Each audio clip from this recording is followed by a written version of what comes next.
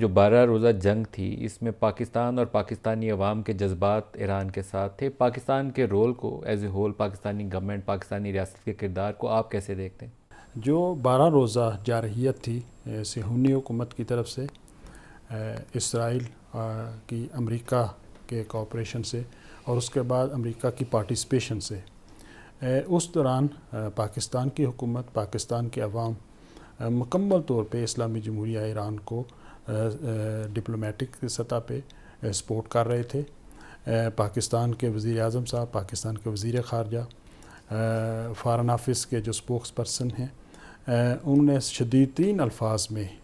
صہیونی حکومت کی جارحیت کی اور امریکی جارحیت دونوں کی مذمت کی.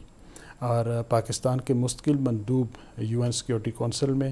اس کے ساتھ IA کے بورڈ آف گورنرز میں، وہ مکمل طور پہ اپنا ووٹ بھی دے رہے تھے جہاں میں ضرورت ہوتی تھی، اور جو سٹینڈ چاہیے ہوتا تھا وہ وہاں پہ ایک فرم سٹینڈ بھی لیتے تھے. میں اس کے ساتھ ساتھ پاکستان کی جو سینٹ ہے، پاکستان کی قومی اسمبلی اور باقی اسمبلیز نے جو ہمارے حق میں قراردادیں پیش کی،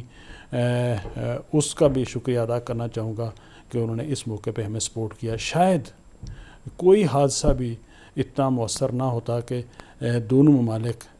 اس کے بعد ایک دوسرے کے اتنے نزدیک آتے.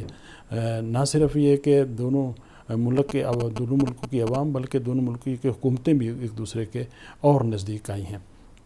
میں سمجھتا ہوں کہ اس حوالے سے ہماری جو پارلیمنٹ ہے اس نے بھی پاکستان تشکر کے نعرے لگا کے، ہمارے پارلیمنٹ کے نمائندگان نے، اور وہاں پہ ہمارے صدر نے پرسنلی پاکستان کا شکریہ ادا کیا. اور شہداء کی جو تشییع جنازہ ایران میں ہوئی، وہاں پہ ایران کے پرچم کے ساتھ ساتھ لوگوں نے پاکستان کے پرچم بھی تھامے ہوئے تھے، اور اس طرح سے وہ پاکستان کے ساتھ کی طرف سے جو سپورٹ کیا گیا ہے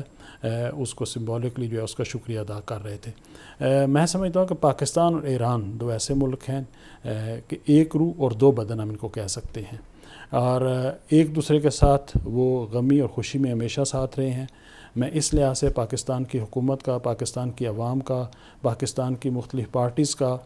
پاکستان کے جو دینی حلقے ہیں ان کا، اور پاکستان کے میڈیا کا شکریہ ادا کرنا چاہوں گا.